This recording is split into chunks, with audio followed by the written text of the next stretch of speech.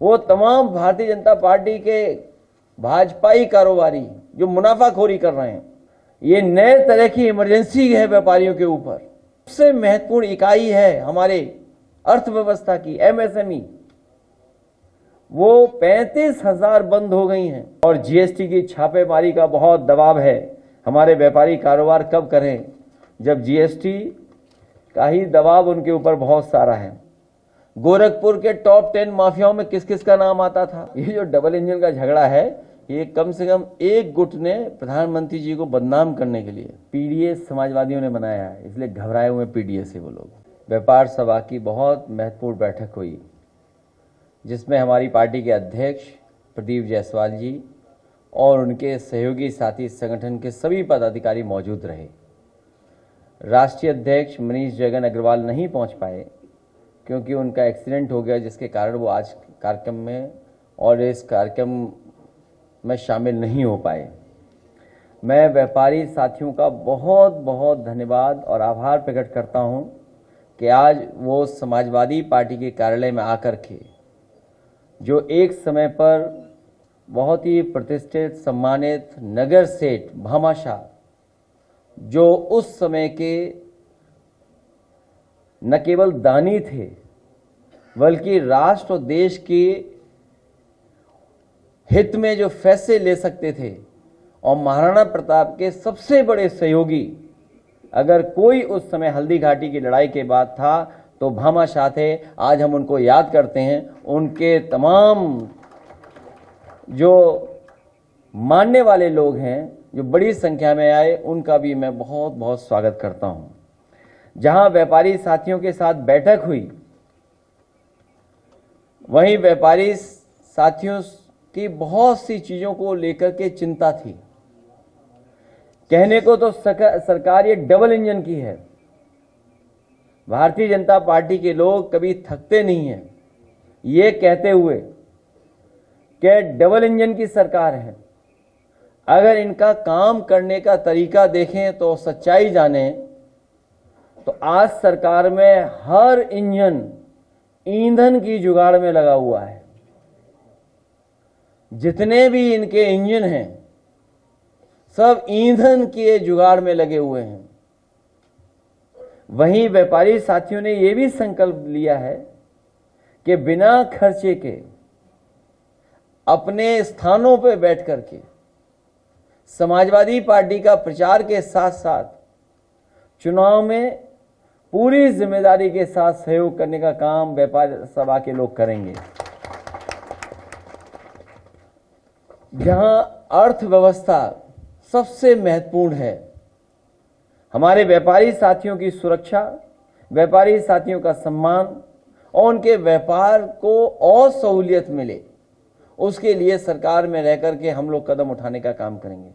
जहां भारतीय जनता पार्टी ने समय समय पर यह भरोसा दिलाया व्यापारियों को कि जितने भी उन्होंने फैसले लिए हैं, चाहे वो जीएसटी के हों या अन्य कानून के, ये कहकर के भरोसा दिलाया कि इसके लागू होने से, इसके सरलीकरण होने से व्यापार को लाभ पहुंचेगा। लेकिन सच्चाई यह है कि इन कानूनों ने हमारे व्यापारियों को जहां उलझाया है, वहीं व्यापार को भी संकट में डालने का काम इन गलत नीतियों के, इन गलत कार्यक्रमों के माध्यम से हुआ है। भाजपा के राज में, इस भारतीय जनता पार्टी की राज में व्यापार कारोबार आर्थिक सामाजिक आपातकाल के दौर से गुजर रहा है। ये नए तरह की इमरजेंसी है व्यापारियों के ऊपर। ये ऐसा समय गुजर रहा है कि जहां पर आर्थिक सामाजिक आपातकाल लग रहा है।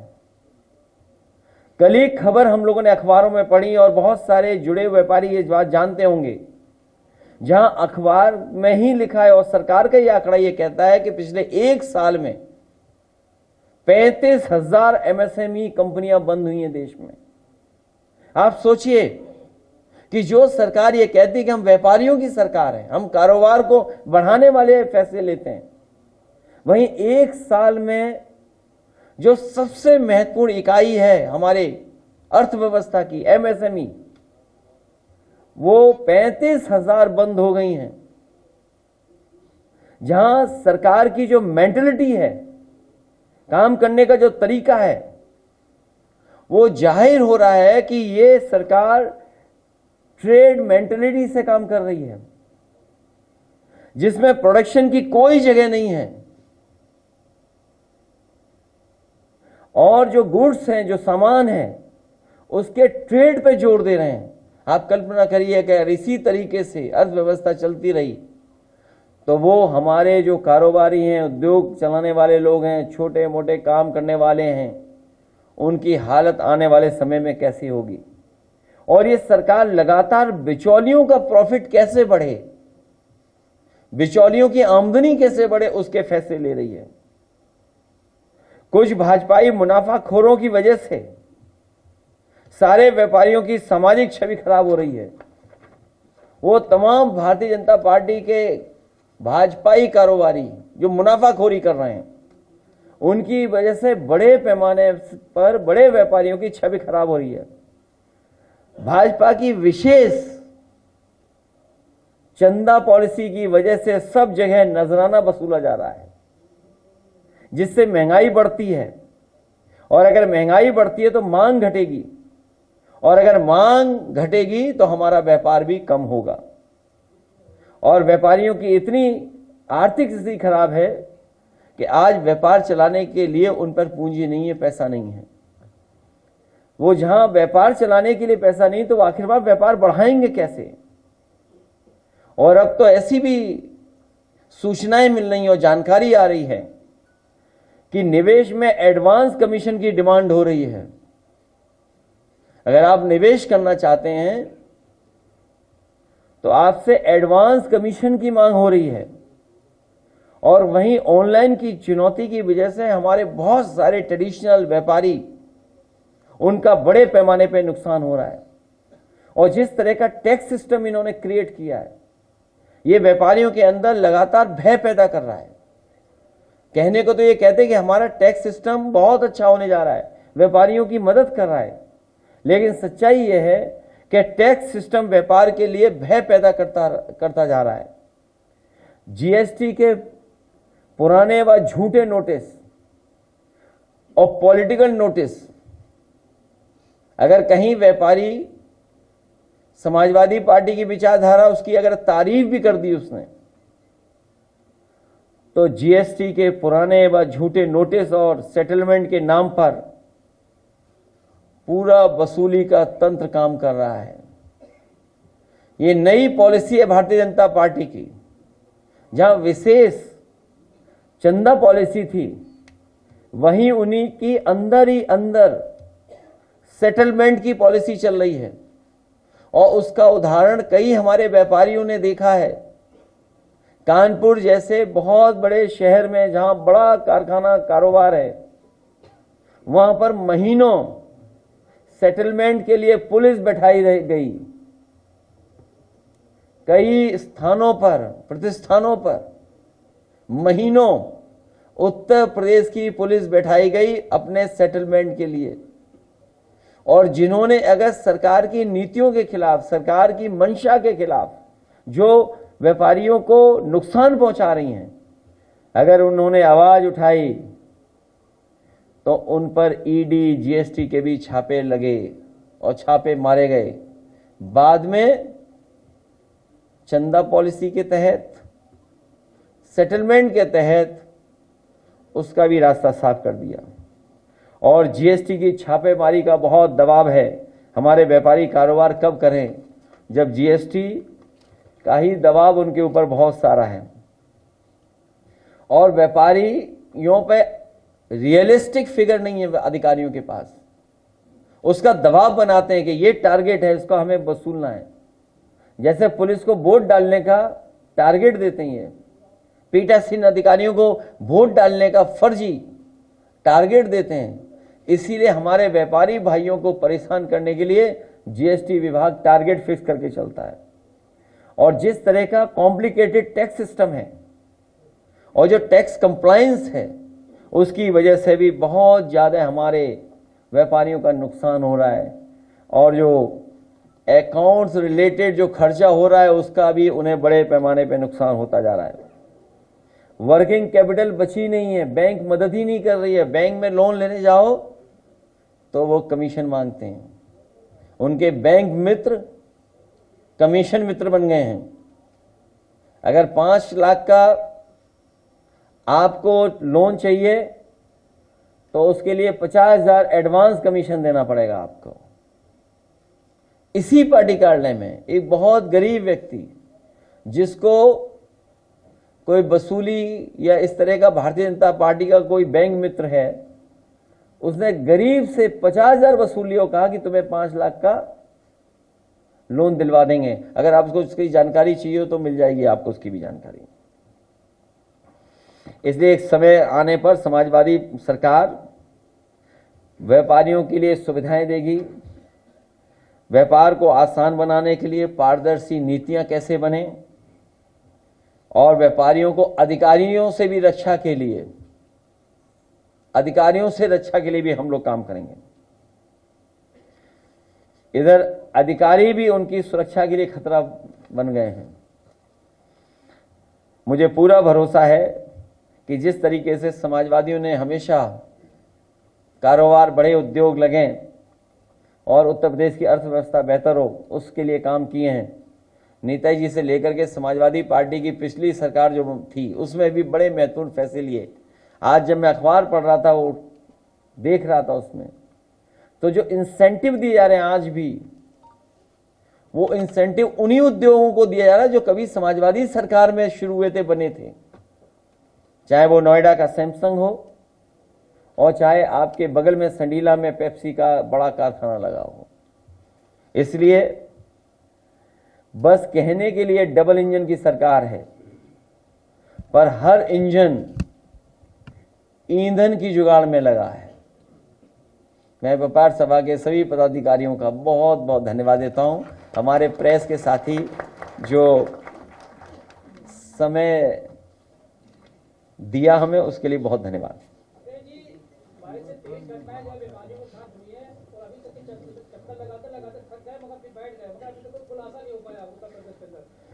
केवल 22-23 घटना नहीं, 22-23 घटनाएं नहीं, आए दिन व्यापारियों को सामना करना पड़ रहा है, और बड़े पैमाने पर व्यापारियों की हत्या उत्तर प्रदेश में हुई है। मुझे याद है बहुत पुरानी बात, ये रायबरेली के एक व्यापारी परिवार जो मुख्यमंत्री जी से मिला और उसने कहा कि हमें सुरक्षा की जरूरत है, लेकिन जब वो पहुंचा प्रतापगढ़ और रायबरेली तो उसकी हत्या हो गई। कई व्यापारियों का बड़े पैमाने पर शोषण हो रहा है। प्रयागराज में हमारी पार्टी के अध्यक्ष गए थे, जो उस बच्चे के साथ हुई है हरकत, जो घटना हुई, जितनी जल्दी और जितनी ठोस कार्रवाई होनी चाहिए थी सरकार ने नहीं की। पिछले दिनों अमित शाह जी आए थे तो उन्होंने कहा था कि उत्तर प्रदेश में माफिया फैसले नहीं कर रहे, लेकिन दूसरे दिन लखनऊ में तमंचा सटाकर एक व्यापारी से पैसा लूट लिया गया। बताया जा रहा है कि अभी तक उस क्षेत्र के जो व्यापारी हैं वो दहशत में। कुछ सरकार के लोग जब सभा में जाते हैं तो आईना देख करके जाते हैं, तभी उन्हें याद आ जाता है ये हर डिस्ट्रिक्ट में माफिया है। सच्चाई तो ये है कि भाजपा से बड़ा कोई माफिया नहीं हो सकता।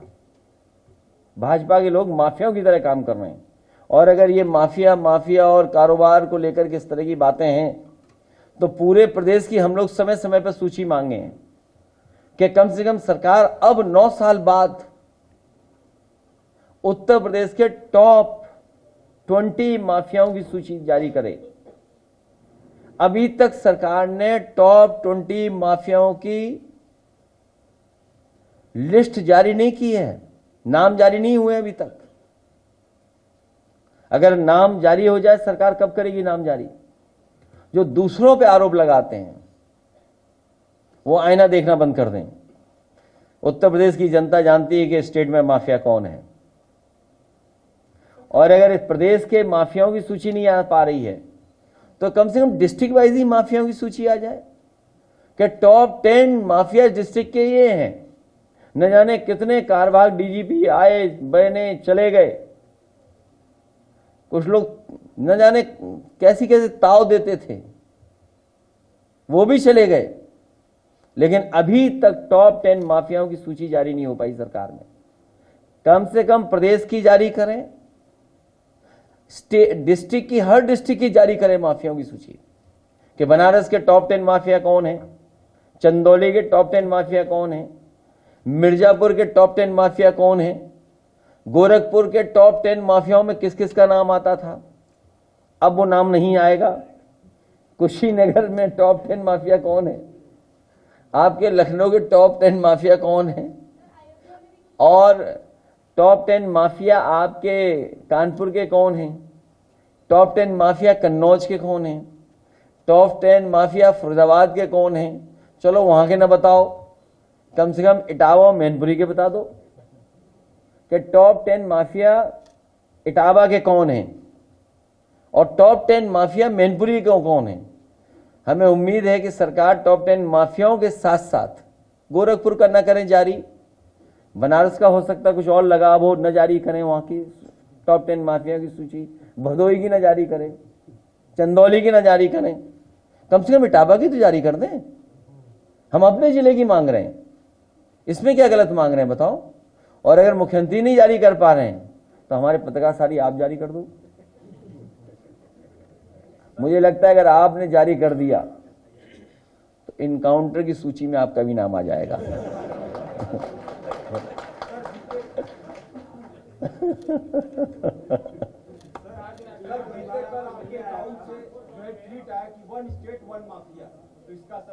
मैं भी ढूंढ रहा हूं, इसीलिए मैंने कहा आईना देख करके ना जाए, वो भाषण नहीं देना चाहिए, आईना देख करके, नहीं फिर माफिया माफिया दिखेंगे।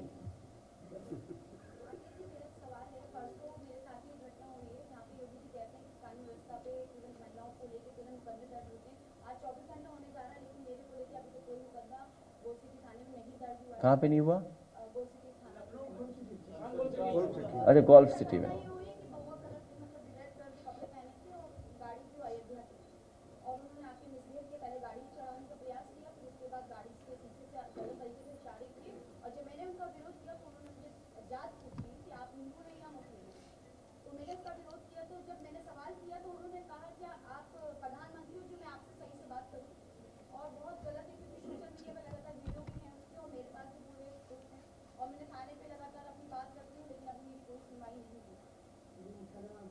है अच्छा, पता है किस अखबार में है?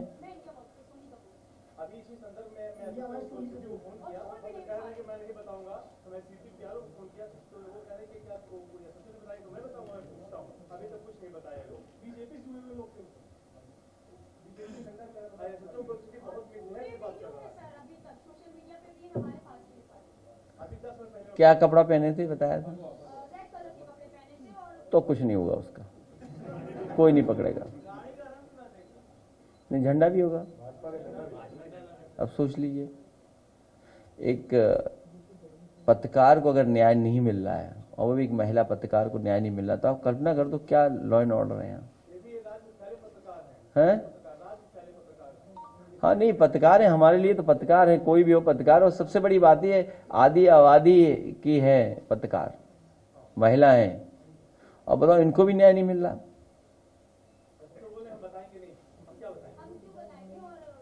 हमें उम्मीद है कि सरकार तक ये बात पहुंचेगी इनकी, हमारे माध्यम से सरकार कड़ी से कड़ी कार्रवाई करे जो ये भगवा कपड़ा पहन करके माफियागिरी कर रहे हैं।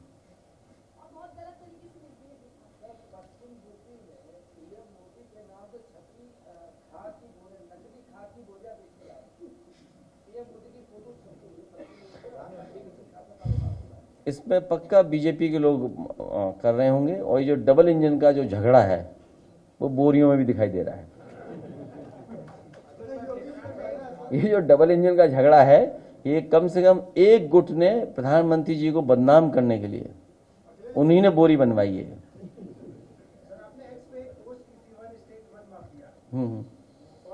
मैं भी ढूंढ रहा हूं उसे।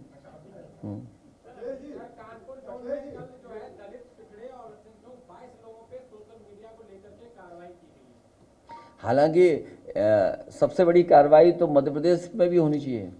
वो मुख्यमंत्री पता नहीं क्या कह रहे थे, क्या कह रहे थे, अब बताओ, उन पर कोई कार्रवाई नहीं। किसके लिए ठाए ठाए कह रहे थे वो नहीं, किसको कह रहे थे वो? नहीं, उसको नहीं कह रहे होंगे ठाए ठाए, नहीं नहीं, उसको नहीं कह रहे हैं। क्या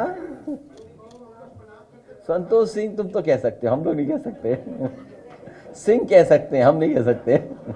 तुम्हारा झगड़ा पुराना है।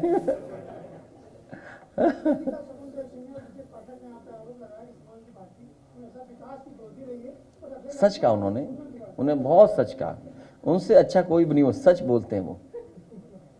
कौन कौन मंत्री थे उसमें? तुम अगर अब लोहिया चले जाओ तो डॉक्टर तुम्हें गलत इंजेक्शन लगा देगा।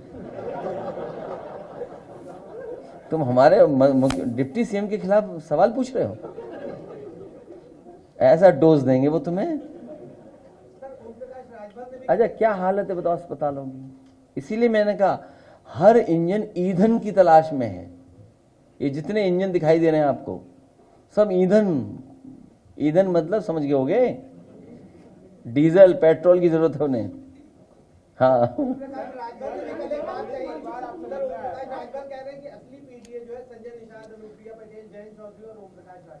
क्या है ये असली पीढ़ी है। उन्हें फुल फॉर्म पता है? देखिए ऐसा है, असली पीडीए कौन है ये जनता तय करेगी।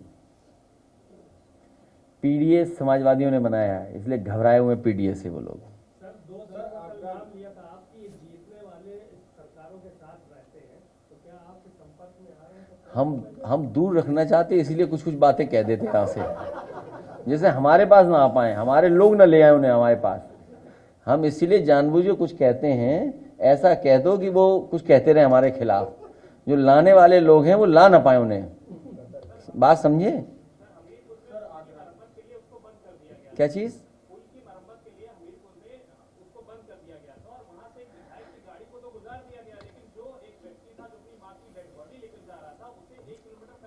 देखिए ये सरकार हार्टलेस सरकार है। अब इस बहन का एफआईआर नहीं दर्ज हो रही है, बैठी बहन तुम्हारे सामने, इसका एफआईआर दर्ज नहीं हो रही है। ये कितनी उत्तर प्रदेश में घटनाएं हम आपको बताएं। ये हार्टलेस सरकार है। और जब हम और आप लोग विकास की बात कर रहे हैं, दुनिया में जाने कौन से आंकड़े पेश कर देते हैं भारतीय जनता पार्टी के लोग। बताओ, पूरा कारोबार हम चीन को दे रहे हैं। ये लोग स्वदेशी का नारा दे रहे हैं। अभी तक तो इंजन टकरा रहे थे, डब्बे टकरा रहे थे, अब पता लग रहा है पटरियां भी गड़बड़ा गई हैं। पटरियां जिसपे ये पूरी विचारधारा चल रही है, वो भी बताइए। स्वदेशी जब पूरा हमारा बाजार चला गया किसी के हाथ में, कारोबार चला गया पूरा हमारा, और आज भी भारतीय जनता पार्टी की सरकार मान नहीं रही, चीनी की तरफ देख रही है। अभी भी जो देश हमारी जमीन कब्जा कर रहा हो, जो देश हमारे सब कुछ छीन ले रहा हो, तो इसीलिए मैंने कहा कि अभी तक तो इंजन डब्बे टकरा रहे थे, अब पटरियां भी गड़बड़ा गई हैं। सर, आज परिवार आपसे मिला है, वो मुझे फतेहपुर से, वो 4 साल पहले स्नेहा कुशवाहा नाम की लड़की के साथ दुष्कर्म हुआ, उसे जला करके कुएं में फेंक दिया गया था। 4 नामजद थे, उसके ऊपर कोई कार्रवाई नहीं। 4 साल बाद आज प्रशासन पूरी तरह से उन पर दबाव डाल रहा है, कह रहा तुम समझौता करो नहीं तो तुम्हें जेल में डाल। आज वो परिवार फतेहपुर का मुझे मिला, जिनके परिवार की बेटी के साथ ऐसा हादसा हुआ, घटना हुई, वो मार दी गई, और इतने वर्ष होने के बाद भी पुलिस कोई भी मदद करने के लिए तैयार नहीं है। पीड़ित तो भूल ही जाओ, जिन पे आरोप है उनके साथ खड़ी हुई है पुलिस। सोचिए आप, ये है लॉ एंड ऑर्डर यूपी का, ये लॉ एंड ऑर्डर है, बताइए।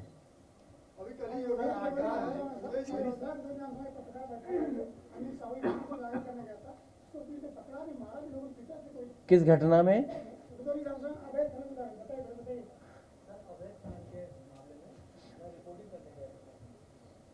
ये अवैध खनन तो बहुत चल रहा है।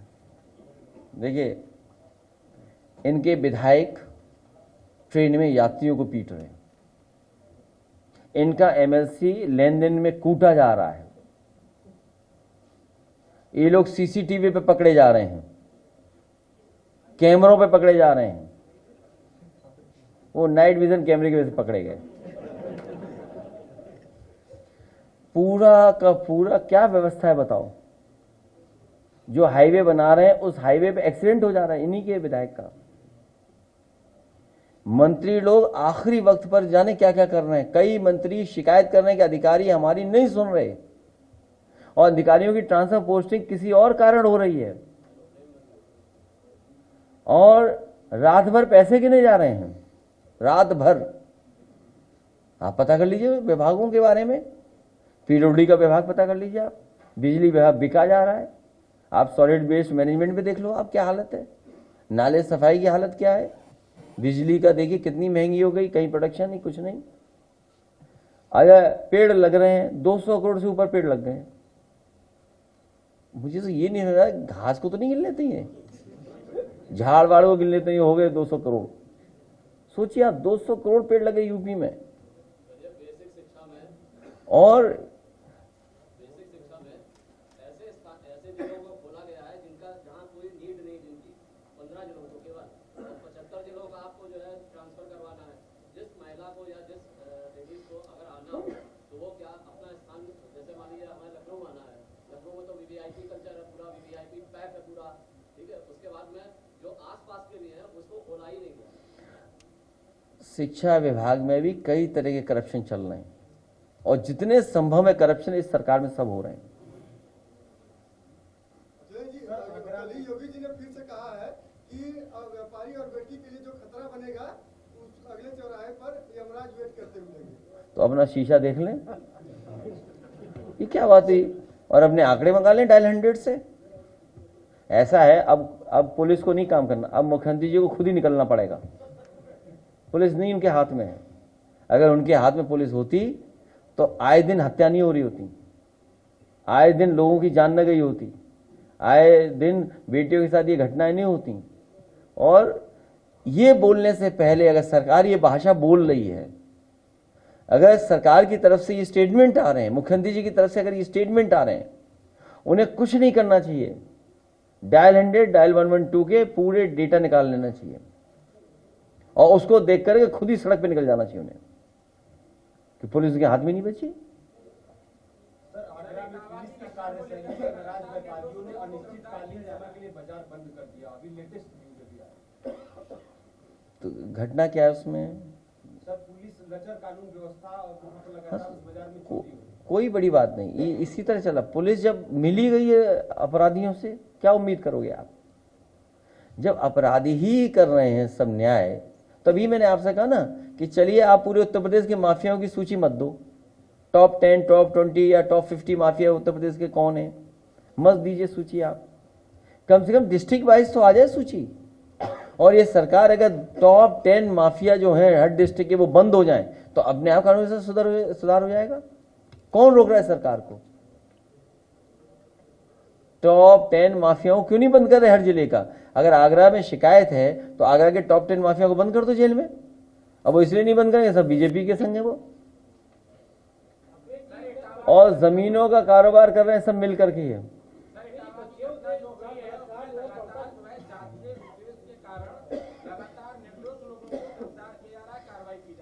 आज व्यापार सभा के लिए एक बहुत बढ़िया ऐड बनाया है।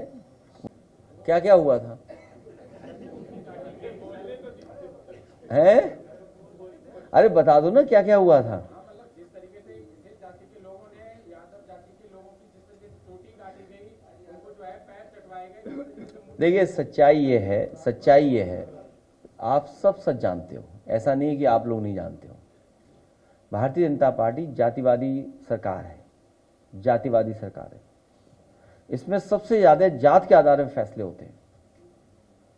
और किसी विभाग को आप देख लीजिए, किसी विभाग को आप देख लीजिए, ये दूसरों पे आरोप लगाते हैं कि जातिवादी हैं। आप इनका विभाग देखिए कौन है। अगर समाजवादी सरकार होती, अगर एक बिरादरी के 2 भी दिखाई दे जाते तो हम जातिवाद हो जाते हैं। आप ऊपर से नीचे तक देख लो आप। एक दिन आपने सीरियस नहीं लिया होगा, सीरियस भी लिया हो आपने, ऐसा नहीं कि आप सब पढ़े लिखे हर बात को समझते हैं। मैंने ये कहा था कि 2500 लोग हैं, 2500 लोगों ने उत्तर प्रदेश लूटा है। और नहीं मानते आप, गिनती कर लीजिए, गलत गिनती हो तो बता देना आप। केवल 2500 लोगों ने, 2500 लोगों ने पूरा उत्तर प्रदेश लूट लिया और वही अन्याय करा रहे हैं और वही जाति के आधार पर आपको परेशान कर रहे हैं। आप बताइए, प्रतापगढ़ में हमारी पार्टी के जिलाध्यक्ष और उसके परिवार पर 100 मुकदमे, 100 मुकदमे, कोई सुनने वाला नहीं। काहे के आईपीएस, काहे के डीएम, काहे के कुछ, क्या स्थिति पैदा कर दी सोचो आप। 100 मुकदमे हैं, सोचिए आप। रमाकांत यादव जब उनके साथ थे तो माफिया नहीं थे क्या? बीजेपी में नहीं थे रमाकांत? बीजेपी वाले मना कर दें कि बीजेपी में नहीं थे, तब वो माफिया नहीं थे, तब वो रमाकांत जी, उनके प्यारे रमाकांत जी थे। प्रजापति की जो पत्नी है वो मेरे पास आई और उन्होंने कहा कि मुख्यमंत्री जी मुझसे मिले, उन्होंने कहा कि हमें बोर्ड दे दो, हम आपके पति को जेल से बाहर कर देंगे। तो इसका मतलब यह हुआ कि भारतीय जनता पार्टी ने उसको फंसाया, प्रजापति को। भारतीय जनता पार्टी ने प्रजापति को फंसाया, जेल भेजा। जब वोट चाहिए था तो उसकी पत्नी से वोट मांग रहे थे भारतीय जनता पार्टी के मुख्यमंत्री, जो आज मुख्यमंत्री हैं, वो वोट मांग रहे थे। ये बात गलत हो तो बता दो आप। मोहम्मद आजम खान साहब की यूनिवर्सिटी बंद करा दी, या उनके साथ जो जो झूठे मुकदमे लिखाए गए। आज मुख्यमंत्री जी भी सुनने में आए, यूनिवर्सिटी बना ली है कोई उन्होंने। मोहम्मद आजम खान साहब चांसलर बने तो हमारे मुख्यमंत्री जी भी चांसलर बन गए उस यूनिवर्सिटी के। अगर जमीन के रेवेन्यू डिपार्टमेंट के जो जमीनें थी, जो सड़कें होती हैं, जो तालाब होता है या और जमीनें होती हैं, जैसे मोहम्मद आजम खान साहब ने अपने कैबिनेट के फैसले से, सरकार के फैसले से अपनी यूनिवर्सिटी का हिस्सा बनाया, वैसे ही मुख्यमंत्री जी ने हिस्सा बनाया। तो क्या गलत किया मोहम्मद आजम खान साहब ने? योगी जी भी तो बना रहे हैं यूनिवर्सिटी। आप उनके भी जमीन की चीजें चेक करो, जैसे मोहम्मद आजम खान साहब की जमीनों के चेक किए थे आपने। भाई यूनिवर्सिटी में वो भी चांसलर, वो भी चांसलर, उन्होंने भी जमीन ली, उन्होंने भी जमीन ली। अगर उन्होंने 300 एकड़ ली तो उन्होंने 600 एकड़ ली जमीन। हाँ, पता करिए गोरखपुर में कितनी जमीन ले ली। हाँ, आप लोग लिखा दोगे या चला दोगे तो हो सकता है आपका हाफ इनकाउंटर हो जाए। तो जातिवादी कौन है? कौन भेदभाव कर रहा है फैसलों में? और सोचिए आप, व्यापारियों का, व्यापारियों के पक्ष में हम लोग गए, व्यापारियों की सरकार ये। और जब व्यापारियों को मुआवजा दिलाने हम लोग गए तो बुलडोजर की बकेट पर बीजेपी के लोग, और प्लानिंग करके विधायक ने भेजा। सोचिए आप, क्या विधायक डायरेक्ट संपर्क में नहीं मुख्यमंत्री के? सोचिए आप, ये हो रहा है उत्तर प्रदेश में। और जो घटना हुई इटावा में, जो कथावाचकों को मैंने बुलाया, वो मैंने इसलिए बुलाया कि समाज में दूरियां ना हो। उस गांव में पहले भी ये यादवी कथा करके गए हैं, आप पता करवा लेना आप। उन गांव वालों को सब पता है कि ये यादवी है कथावाचक, क्योंकि जिस परिवार को कथा करानी थी उन पे इतना संसाधन, पैसा नहीं था कि लाखों रुपए वाले कथावाचक बुला लें। क्योंकि कई कथावाचक हैं जो 50 लाख रुपए लेते हैं। कोई किसी की हैसियत है कि धीरेन्द्र शास्त्री को बुला ले अपने घर कथा के लिए? कोई अंडर टेबल लेगा वो बाबा पैसे? आप पता करवा लीजिए, अंडर टेबल नहीं लेते हैं वो धीरेन्द्र शास्त्री। क्या कथावाचक की पता नहीं कितनी कीमत होगी उनकी, फ्री थोड़े नहीं। तो ये यादव लोग कथा कहते, तो कथा तो हर समाज के लोग कह रहे हैं। बड़ी संख्या में जो गैर बरादरियां हैं, सब बरादरी करती कथा। तो क्योंकि ये परिवार गरीब था तो इन्हें सस्ते में कथावाचक मिल गए, वो हमारे समाज के। विवाद बढ़े नहीं, झगड़ा बढ़े नहीं, इसलिए मैंने उन्हें बुला करके यहां सम्मान कर दिया। उनकी ढोलक छिन गई, उनकी चैन छिनी, उनका वो जो हमारा उसका हारमोनियम छिन गया। और जो वो अंधा है बेचारा, जो ढोलक वाला, वो कठेरिया बिरादरी का है, हमने तो नहीं कहा कभी कठेरिया आपसे कहा हो तो बता दो। कठेरिया बिरादरी का अंधा ढोलक बजा रहा, अपना जीवन यापन कर रहा कथा के कार्यक्रमों में, आपने उसकी ढोलक छीन ली, हारमोनियम छीन गया, रात में उसे चैन से वो पैसे दे 30,000 जो वापस करने थे वो अपने ड्राइवर से मंगाए पैसे, सब गांव वाले जानते थे। लेकिन वहां पर सच बोलने वाला कोई नहीं है, क्योंकि वहां पर एक बीजेपी और जिस पर ये डब्बे ट्रेन चल रहे हैं वो विचारधारा के लोग, पटरी वाले लोग पहुंच गए वहां। इसीलिए उन्होंने अपने जो पीछे रखते हैं कुछ लोगों को, उनको भी आगे कर दिया। झगड़ा ना बढ़े इसलिए मैंने उन्हें बुला लिया था यहां पर, और पूरे गांव को पता था कि वे किस जाति बिरादरी के ये लोग हैं जो कथा कहने आए हैं, क्योंकि यादव कथावाचक उस गांव में पहले भी कथा कह चुके हैं, कोई नए नहीं है। और जो फैलाई बीमारी जिसमें हमारे निर्दोष फंस रहे हैं कई लोग, सोशल मीडिया क्यों नहीं लिखेंगे लोग? सीओ स्वागत में गए, समाजवादियों का स्वागत हो सकता है? बताओ आप खुद सोचिए। पुलिस स्वागत में गई हो, सम्मान से विदा कर दिया हो किसी को। ये सब प्लांटेड लोग हैं। और जो अहीर रेजिमेंट के बारे में मैं बता दूंगा आपको, सोशल मीडिया पे देख लेना आप, हरियाणा के लोग, गुजरात के लोग, राजस्थान के लोग, जितने भी अहीर रेजिमेंट मांग रहे हैं सब भारतीय जनता पार्टी को वोट देते हैं। सब के सब भारतीय जनता पार्टी को वोट देते हैं। और जिस समय मैंने अपने मैनिफेस्टो में अहीर रेजिमेंट लिखा था और गुजरात रेजिमेंट बनाने के लिए लिखा था, सबसे ज्यादा विरोध तो बीजेपी कर रही थी कि गुजरात रेजिमेंट का नाम क्यों लिख दिया। आप हमारा मैनिफेस्टो मंगाइए 2019 का, उसमें बाकायदा मैंने लिखा था कि समाजवादी सरकार बनेगी तो हम अहीर रेजिमेंट और गुजरात रेजिमेंट जरूर बनाएंगे। उन्हें आपत्ति थी गुजरात रेजिमेंट क्यों बना रहे हो। जितने ये राजस्थान के हैं, हरियाणा के हैं और गुजरात के अहीर रेजिमेंट जो मांगते हैं वो सब बीजेपी को वोट देते हैं। अगर ये बात सच नहीं है तो पता कर लो आप। लेकिन उन्हें दिखाई दे रहा है उत्तर प्रदेश का चुनाव, अभी प्लांटेड लोग कम आए हैं। अभी प्लांटेड लोग देखना कितने आते हैं। तो हमसे कोई खिंचा ले फोटो, लेकिन हमने रेट तय कर दिया है कुछ। मैंने आज मैं व्यापारी साथियों को धन्यवाद देता हूं, आज इन्होंने लाखों रुपया मुझे दिया, लाखों रुपया दिया। आप कल्पना नहीं कर सकते कि हमारे व्यापार सभा के लोगों ने कितना हमारी मदद की है, लाखों।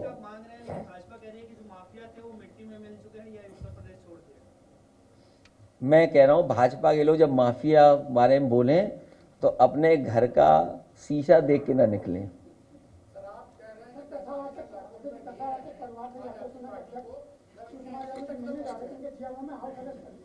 क्या चीज? क्या किन के यहाँ? अरे इतना नहीं दिया जो इनकम टैक्स में चले जाएं। इतने देने वाले भाजपा को देते हैं। ये जो चंदा वसूली कुछ इनकी पॉलिसी है।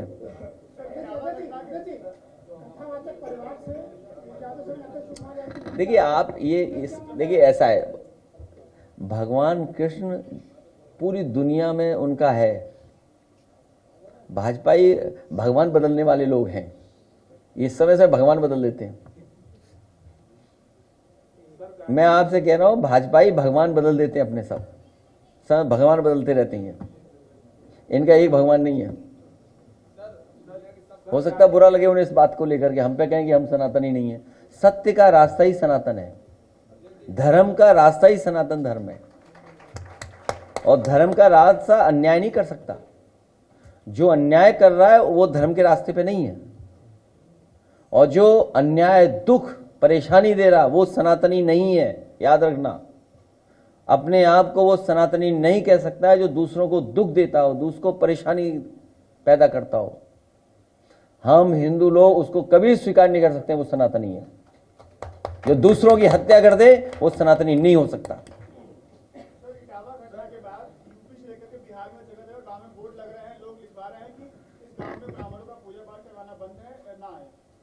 आजकल ऐप पे कर लो पूजा पाठ, बहुत सारे ऐप आ रहे हैं।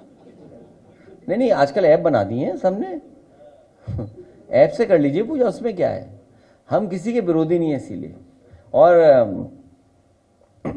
हमारा और जिसके बारे में आप कह रहे हो वो हजारों साल पुराना रिश्ता है। उसके लिए भी आखिरी भजन सुना के आपको घर विदा करेंगे। क्या इटावा की घटना को यादव बनाम ब्राह्मण बनाने की कोशिश हो रही है? अरे यार काहे के पत्रकार हो तुम यार, छोड़ो यार, कुछ नहीं है वो झूठ बोल रहे हैं। भाजपाई चुनाव हार रहे हैं। देखिए ऐसा है, भाजपाई चुनाव हार रहे हैं। अरे बताइए, अगर वो पक्ष में थे तो माता प्रसाद पांडे के ऊपर क्यों गाली गलौज करा रहे थे? भाई वो क्या ब्राह्मण नहीं है? नहीं, अंडे फेंके, अपमानित किया। बताओ, आप बताओ, माता प्रसाद पांडे सीनियर नहीं है क्या? शीशा तोड़ दिया। एक राहुल यादव है और उसके क्या कहते हैं, शीशा तोड़ दिया गया। ये हम कभी समाजवादी लोग जातिवादी नहीं हो सकते, लेकिन हम पीडीएवादी हैं थोड़े, और भारतीय जनता पार्टी जितना कहेगी हम उतना पीडीएवादी हो जाएंगे। भारतीय जनता पार्टी जितना प्लांट करेगी हमारे खिलाफ, हम उतने ही पीडीएवादी हैं। बस याद रखें वो लोग। ये भारतीय जनता पार्टी तोड़वा रही है, भारतीय जनता पार्टी तोड़वा रही है, क्योंकि वो जब ये कहते हैं कि वो सेकुलरिज्म और सोशलिज्म के खिलाफ हैं, तो सेकुलरिज्म हमें इक्वलिटी इन रिलीजन देता है, हमें बराबरी का मौका देता है, और सोशलिज्म में मतलब आर्थिक और सामाजिक। सोशलिज्म में हमें आर्थिक बराबरी का मौका मिलता है। ये कैपिटलिस्ट लोग हैं, ये बड़े बड़े लोगों के साथ खड़े हुए लोग हैं। इसलिए ये बाबा साहब भीमराव अंबेडकर के पक्ष में नहीं रहेंगे, संविधान के पक्ष में नहीं है, क्योंकि ये सीधे सीधे आरक्षण के खिलाफ नहीं बोल सकते हैं, इसीलिए सोशलिज्म के खिलाफ बोलते हैं, क्योंकि ये कट्टरवादी लोग हैं, ये नफरत पसंद करते हैं लोग, ये समाज को बांटने वाले लोग हैं, इसलिए सीधा सीधा नहीं कह सकते, इसलिए सेकुलरिज्म के खिलाफ है।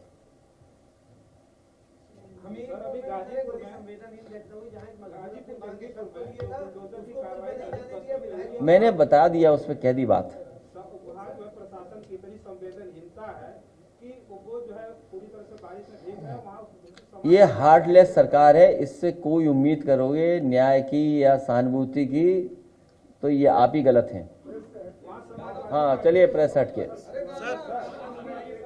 वो गाना सुनाओ पहले, वाला जौनपुर वाला, नदिया के पार वाला गाना पहले, और फिर एक भजन थोड़ा सा, फिर घर जाना आप लोग।